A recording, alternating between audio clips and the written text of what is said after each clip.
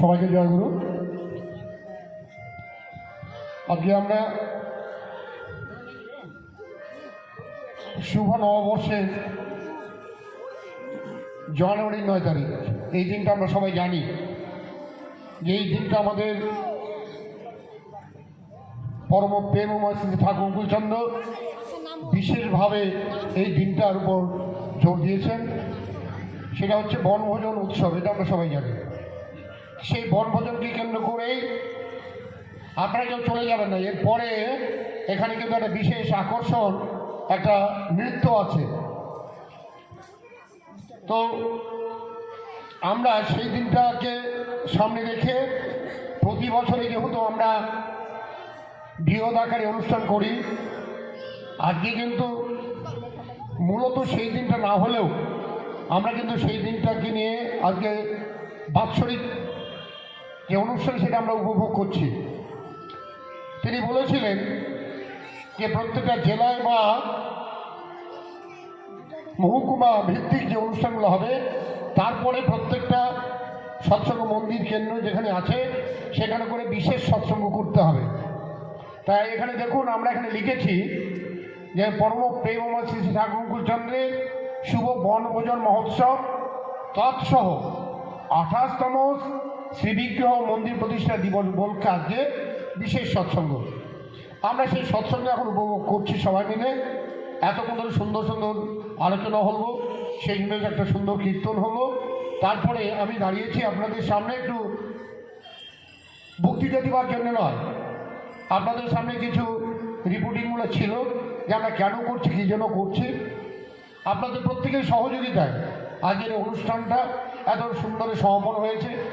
আমাদের প্রসাদের যে জায়গাটা করা হয়েছে সেখানেও কিন্তু একটা বনভোজনের একটা আঙ্গিকে ছাতাটা দিয়ে এত সুন্দর লাগছে আমারও, যে বহু মানুষ ওই হাতে প্রসাদ নিয়ে একটা কষ্ট হচ্ছে জানি, অনেকে প্রসাদ নিতে কষ্ট হচ্ছে, একটা অত লাইনে দাঁড়াতে হচ্ছে। যদিও আজকে তত বিয়ারে নেই, অনেকগুলো কাউন্টার আমরা করেছি।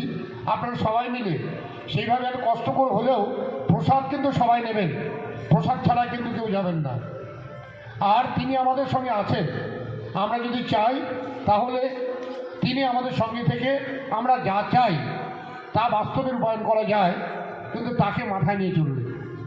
তা আমরা দেখেছি এত স্মৃতি উপেক্ষা করেও আমাদের মতো মানুষগুলো, আমরা কিছু বয়স্ক মানুষ বলে যারা আপনারা মনে করছেন, আমার কিন্তু মনে হচ্ছে না যে আমরা সেটা বয়সের ভাড়া যেন নুয়ে পড়েছি। গোটা শীতটা চলে যাচ্ছে, কোথায় কোন দিক দিয়ে বুঝতেই পারছি না। প্রতিদিন আমরা সকাল থেকে সন্ধ্যা পর্যন্ত ছুটাছুটি করছি, রাত্রি 8টা 9টা হয়ে যাচ্ছে কোন দিক দিয়ে। ঘরে যাওয়ার পরে মনে হচ্ছে আরে বাবা এত শীত, বাইরে যতক্ষণ আছে বেশ ভালো আছে, বাড়ি থেকে তার জন্য কথা শুনতে হচ্ছে বাড়িতে তোমরা ঘোরার মতো ছোটো, বাড়িতে এসেই সব বুড়ো হয়ে যাও, অবস্থার জন্য এইরকম। তো যাক, এখন খুব আনন্দ হচ্ছে, এই আপনারা আছেন জন্য এত কথা বেরোচ্ছে আমার, যে আপনারাই হচ্ছেন আমাদের ঠাকুরের মানুষ। এবং আজকে যে অনুষ্ঠানে যতটুকু সৌন্দর্য যত কিছু হয়েছে সব কিন্তু আপনাদের জন্য। আপনারা আছেন তাই আমরা আছি, আমরা কিছুই করি না। আমরা কি করি, আপনারা ঠাকুরকে ভালোবেসে যা করেন সেটা এক জায়গায় নিয়ে এসে সমবেত করে আপনাদের একটা আনন্দ দেবার একটা ব্যবস্থা করি মাত্র, এর বাইরে আর কিছু নয়। আমরা কিছুই করতে পারি না, সব আপনারাই করেন। তা আগামী দিনেও আপনাদের এইভাবে এগিয়ে আসতে হবে, আপনাদের এইভাবে ঠাকুরকে নিয়ে চলতে হবে, এবং আমাদেরকে এভাবে যদি আপনারা আনন্দ দিতে থাকেন, সেই আনন্দ নিয়ে আমরাও যেন আরও ঠাকুরের মানুষ হয়ে এগিয়ে যেতে পারি, তার মানুষ হয়ে উঠতে পারি। আর তার মানুষ হওয়া মানে ত্রুটিমুক্ত মানুষ হওয়া। আমাদের জীবনে ত্রুটি আছে অনেক, আমরা ঠাকুরকে ধরেছি কেন, যে আমাদের জীবনটা যেন ত্রুটিমুক্ত হয়। বহু ভুল আমাদের জীবনে আছে, যে ভুল ভ্রান্তি আমাদের থাকবে। আমার যা আছে ভালো মন্দ, আমার শুভ অশুভ যা কিছু আছে সব কিছুকে নিয়ে ঠাকুরের কাছে আমরা যেন প্রার্থনা করতে হয়েছে, ঠাকুর আমি তোমার শরণাগত হয়েছি, তুমি তো সব জানো আমার ত্রুটি কোথায়, আমার ভুল কোথায়, আমার দোষ কোথায়। এই দোষ ত্রুটি সব উপেক্ষা করে আমি তোমার সঙ্গে আছি, তুমি আমাকে সঙ্গে রাখো। আমি আর জানি না, আমি চলছি তোমার মুখের দিকে তাকিয়ে, আমি শুধু তোমার মুখেতে তাকিয়ে আমি চলতে চাই, আমি শুধু তোমাকেই সঙ্গে নিয়ে চলতে চাই। সায়নে স্বপনে জাগরণে আমি যখনই যেখানে চাই না কেন আমি শুধু তোমাকে সঙ্গে নিয়ে চলবো, এটাই আমাদের জীবনের উদ্দেশ্য, এবং তুমি আমার সঙ্গে থেকো। তাহলে তিনি আমার সঙ্গে থাকেন। আচার্যদেব তাই বলেন ঠাকুরকে সঙ্গে রাখার একটাই উপায়, সেটা কি? বলে না, আমি যেখানে যাই তাকে যেন ভুলে যাই, সাক্ষী রেখে যাই। সাক্ষীটা কেমন? ঠিক আছে ঠাকুর, এবার আমি একটু বাজারে গেলাম, ঠাকুর আমি একটু আত্মীয় বাড়িতে বেড়াতে গেলাম, ঠাকুর আমি একটু মাঠে গেলাম, ঠাকুর এখন আমি একটু চাকরিতে গেলাম, ফিরে এসে ঠাকুর এই তো ফিরে এলাম। এই যে সারাদিন ঠাকুরকে সাক্ষী রেখে চলা, সবটার মধ্যে যেন আমরা ঠাকুরময় জীবনে ওঠে। ঠাকুর ছাড়া আমার জীবনে আর কিছু নাই। আমাদের জীবনের চলার পথে এরকম অনেক বাধা আসবে, অনেক বিপত্তি আসবে, সব কিছু উপেক্ষা করে যদি আমরা ঠাকুরকে নিয়ে চলতে পারি, তাহলে একসময় দেখা যাবে যে আমি নিজে উপলব্ধি করব ঠাকুরকে নিয়ে চলার সার্থকতা কোথায়। যে করে না সে পায় না। সেই জন্যে শুধু বলে কিছু হবে না, বলার সঙ্গে করাটা কিন্তু আমার চাই। যে করে সেই উপলব্ধি করে। তাই ঠাকুর বলছেন না করে যে পেতে চায় দুঃখ তার পিছে ধায়। এই কয়েকদিন আগে তিনি সঙ্গে থাকেন কেমন জানেন? এই কয়েকদিন আগে আপনারা অনেকে দেখেছেন ইউটিউবে, সেদিন একটি দেখছিল, পরে খবর নিলাম যে গুজরাটে আমাদের একটা মন্দির হচ্ছে। সে একটা মন্দির হচ্ছে, সেই মন্দিরে তো ওই লাগবে কার্পেন্টার দিয়ে দরজা জানালা বানানো হচ্ছে। ওটা একটা মন্দিরের বাইরে একটা দোকানে বানানো হচ্ছে। তো দেখা গেল হঠাৎ ওই দোকানে এক ভদ্রলোক এসে হাজির হলেন, খালি গা, সুন্দর তার চেহারা, ধুতি পরা পৈতে আছে। এসে বলছে, ভাই তোমার হাতের কাজ এত সুন্দর, তুমি এত সুন্দর কাজ করছো, এটা কী জন্য? বলছে এখানে মন্দির হবে তো, মন্দিরের দরজা জানালা সব লাগলামি করছে। বলে বাহ, এত প্রশংসা করেছে, ও তাকে মোহিত হয়ে পড়েছে। বলে আমার এত প্রশংসা করছে, আর লোকটাও তো দেখতে এত সুন্দর, তার মুখের কথা এত ভালো। বলে তোমার হাতে যেন জাদু আছে, খুব ভালো লাগছে। কিছুক্ষণ বসেছে, বসা পরে বলছে যে ভাই তুমি আমাকে একটু শরবত খাওয়াতে পারো? না, আমি তো এখানে দোকানে বসে আছি, আমার বাড়ি তো দূরে, তো আপনাকে শরবত কেমন করে খাওয়াই? এখানে তো খাওয়ানো যাবে না। কিছুক্ষণ বসে আছে ভদ্রলোক, সে ভাবছে যে এত সুন্দর করে আমার কাছে একটা শরবত চাইলো, আমি একটু শরবত খাওয়াতে পারলাম না। তখন তার মনে যেন কী হলো, বলছে ভাই এক কাজ করো, দাদা আপনি একটা কাজ করুন, আপনি বসুন, আমি আপনার জন্য একটা শরবতের ব্যবস্থা করি।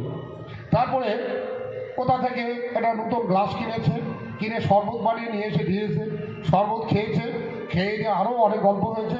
তারপরে লোকটি চলে গেছে। কয়েকদিন পর সেই এলাকায় যে আমাদের গুরু ভাইরা আছেন, তারা একটা সৎসঙ্গে যাবেন। তো সৎসঙ্গে বলছে ভাই চলো মিস্ত্রি, তুমি যাবে নাকি আমাদের সঙ্গে? বলে আমি কোনো তো সৎসঙ্গে যাইনি, সৎসঙ্গটা কেমন হয় তাহলে চলো আমি দেখে আসি।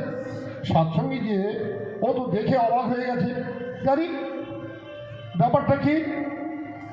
ও দেখছে যে যে মানুষটাকে নিয়ে একটা আনন্দ করছে, সেই মানুষটা তো আমার দোকানে গিয়েছিল। তো কয়েকদিন আগের ঘটনা, আর তার গলায় মালা, তাহলে কোনো দুর্ঘটনা ঘটলো নাকি? মানুষটাকে মরে গেল? আচ্ছা মরেও যদি যায়, মরে গেলে এত আনন্দ করে মানুষ। ও তো মনে মনে খুব ইয়ে করছে যে কী ব্যাপারটা কি, ও বুঝতে পারছে না, কিচ্ছু বলছে না। ও আনন্দ করলো, খেলে দিল। পরেও বলছে যে ভাই তোমরা যে ওই যে একটা মানুষের একটা ছবি দেখলাম, এই ছবিটা গলায় যে একটা মালা দিয়েছ, তো মালাটা কেন? লোকটা কি কোনো দুর্ঘটনা ঘটলো নাকি? বলে কার কথা বলছো? বলে ওই যে দেখলাম যে তোমরা যে একটা আসন করে দিয়েছ। আরে ওটাই তো আমাদের ঠাকুর। বলে বলো কি? তো ওই ভদ্রলোকে তো ওই ঠাকুরে তাহলে আমার দোকানে এলো, আমার দোকানে এসে আমার কাছ থেকে শরবত চেয়ে খেলো। এই খবরটা আচার্যদেবকে জানানো হলো, বর্তমান আচার্যদেবকে জানানো হলো। আচার্যদেব বলছেন তাহলে এক কাজ করো, ওই যে ভদ্রলোক যে কার্পেন্টার, ওকে একবার দেওঘরে পাঠিয়ে দাও। আর যে চেয়ারটায় ঠাকুর বসেছিল আর যেই গ্লাসটায় শরবত খেয়েছিল, গ্লাসটা আছে তো? বলে হ্যাঁ দুটোই আছে। বলে দুটোই সংরক্ষণ করে রাখো, আর ওই লোকটাকে দেওঘরে পাঠাও। তাহলে এর কী বোঝা যায়? যে তিনি আছে, তিনি আমাদের সঙ্গে আছেন। তিনি যখন কোনো কাজ দেন না, তিনি আমাদের সঙ্গে থাকেন। আমার মনে পড়ে আজ থেকে কিছুদিন আগে বিপুলদা যখন আমাদের গত হয়ে গেলেন, আমরা মাঠে অনুষ্ঠান করেছিলাম। আচার্যদেবের সঙ্গে আমরা যখন নিবেদন করি, অনেকেই আমার সঙ্গে ছিল। আচার্যদেবকে নিবেদন করলে তিনি বললেন আপনি কি বিশ্বাস করেন আমি আপনাদের মাথার উপরে আছি? বলে আমি বিশ্বাস করি। বলে যান বিপুল করে অনুষ্ঠান করুন, বিশাল করে করুন। তাহলে তিনি মাথায় থাকেন। ব্যাপারটা কীরকম হয় জানেন? আমরা অনেকে স্টেশনে যাই, ট্রেনে যাই, ট্রেনে গিয়ে নেমেছি, এবার কুড়ি কুড়ি করে চিৎকার করছি, একটা কুড়িও এলো, অনেক বোঝা তো নেওয়া যায় না, বোঝাটা কী করি আমরা কুলির মাথায় চাপে দিই। এবার কুলি ওই বোঝাটা নিয়ে যখন ছুটতে থাকে, মালিক কী করে? মালিক কি দাঁড়িয়ে থাকে নাকি কুলির পিছনে ছুটতে থাকে? বলে কুলির পিছনে ছোটে। কেন ছোটে? যে আরে বাবা, ও কোথায় নিজে ফেলে দেবে না তো, বা আবার পালিয়ে যাবে না তো, আমার জিনিসটা নষ্ট করবে না তো। সেই জন্য কী করে মালিক, ও পা খোঁড়া হলো, ওই খোঁড়াতে খোঁড়াতে দৌড়ায়। বলে ভাই আসতে যা, আমি হাঁটতে পারছি না। ও তো শুনছে না, ও তোর মতো ছুটছে, ওর পিছনে সব। এবার মালিক ছুটছে। তাই আচার্য বলেন তিনি ওই রকম, যখন আমাদের মাথার পর তিনি কোনো দায়িত্ব দেন, কোনো কিছু কর্মের একটা সুযোগ করে দেন, আমি যদি মাথায় নিই তাহলে সেই মাথা, আমি তো কুলির বোঝা বহন করছি, কিন্তু মালিক তো তিনি আছেন, তিনি আমাকে দেখছেন আমি কি করছি, তাহলে কোনো অসুবিধা নেই আমাদের। তিনি আমাকে সবসময় পরিচালনা করছেন, আমার সঙ্গে আছেন, এটা বিশ্বাস রাখবেন। আর আগামী দিনে এই যে নববর্ষ, এই নববর্ষটা সবারই সুন্দর যাক, সবাই ভালো থাকবেন। আর আজকে এরপরে যে অনুষ্ঠানগুলো আছে, অলিখিতভাবে হলেও সুন্দর সুন্দর অনুষ্ঠানগুলো এখন অনুষ্ঠিত হবে, গান বাজনা হবে। আপনারা সবাই সুস্থভাবে সবাই প্রসাদ নেবেন। একটা মানুষের যেন প্রসাদ ছাড়া, প্রসাদ না নিয়ে এখান থেকে না যান। আপনাদের দেওয়া সেই অর্ঘ্য, আপনাদের দেওয়ার চালনা সব কিছু দিয়ে আমরা এখানে এক জায়গায় সমবেত করে একটা ব্যবস্থাপনা করেছি। আপনারা যদি প্রসাদ নিয়ে কেউ না যান, কেউ যদি মনক্ষুণ্ণ হন, তাহলে আমরা কষ্ট পাবো, আমাদের করাটা তাহলে সার্থকতা পাবে না, আমরা ধরে নেব। সেই জন্য আপনারা সবাই সহযোগিতা করবেন, একে অপরের পরিপূরক হয়ে উঠবেন। পরমপিতা রাতুল চরণে এই প্রার্থনা করি। সর্বশেষ আপনাদের সবারই মঙ্গল হোক, সবাই মঙ্গলে থাকেন আর ঠাকুরকে মাথায় নিয়ে চলেন। এই কথা বলে এখন আমরা ধ্বনি দিয়ে আজকে এই যে সৎসঙ্গ অনুষ্ঠান এখানে সমাপ্তি টানব। তারপরে আমাদের এখানে একটা নাচের প্রোগ্রাম আছে, তারপরে আবার সঙ্গীতাঞ্জলি আছে, তারপর মাতৃ সম্মেলন আছে, অনেক কিছু আছে। তো এবারে ধ্বনি দেবে আমাদের প্রতুল। বন্দে পুরুষোত্তমম, বন্দে পুরুষোত্তমম, বন্দে পুরুষোত্তমম, বন্দে পুরুষোত্তমম, বন্দে পুরুষোত্তমম। বন্দে পুরুষোত্তমম। পরম প্রেমময় শ্রী শ্রী ঠাকুর অনুকূল চন্দ্র জি কি, পরম প্রেমময় শ্রী শ্রী ঠাকুর অনুকূল চন্দ্র জি কি, পরম প্রেমময় শ্রী শ্রী ঠাকুর অনুকূল চন্দ্র জি কি, পরমাধ্যা জগৎ জননী শ্রী শ্রী পরমা কি, পরমাধ্যা জগৎ জননী শ্রী শ্রী পরমা কি, পরমাধ্যা জগৎ জননী শ্রী শ্রী পরমা কি, পরম পূজ্যপাদ শ্রী শ্রী বরদা কি, পরম পূজ্যপাদ শ্রী শ্রী বরদা কি, পরম পূজ্যপাদ শ্রী শ্রী বরদা কি, পরম পূজ্যপাদ শ্রী শ্রী আচার্য দেব কি, পরম পূজ্যপাদ শ্রী শ্রী আচার্য দেব কি, পরম পূজ্যপাদ শ্রী শ্রী আচার্য দেব কি, সৎসঙ্গ কি, সৎসঙ্গ কি, সৎসঙ্গ কি।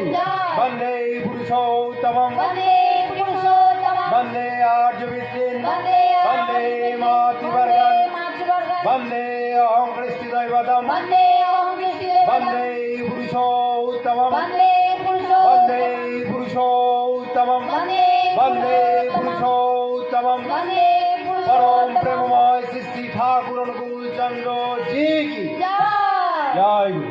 জয়